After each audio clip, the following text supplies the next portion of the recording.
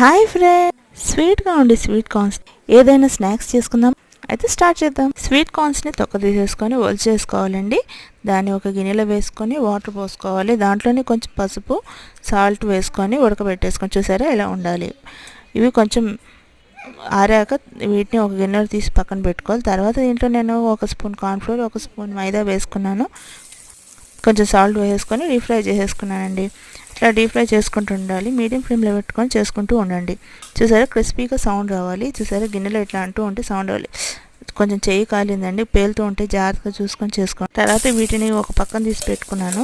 Sweet corns తర్వాత ఒక గిన్నె స్టవ్ మీద పెట్టేసి కొంచెం ఆయిల్ వేసేసి దాంట్లో చిన్న ఉల్లిపాయ ముక్కలుగా కట్ చేసుకొని అందులో పచ్చిమిర్చి కచ్చపచ్చగా దంచుకున్న వెల్లుల్లిపాయ, అట్లాగే వీటిలో వేయించుకున్న స్వీట్ కార్న్ వేసుకోవాలి. అందులో సాల్ట్ కొంచెం కారం కొంచెం కరివేపాకు కూడా వేసుకోండి, ఫ్లేవర్ బాగుంటుంది. ఇదండి నేను చేసిన స్వీట్ కార్న్ స్నాక్. పిల్లలకి చాలా నచ్చింది. ఖచ్చితంగా ట్రై చేసి చూడండి.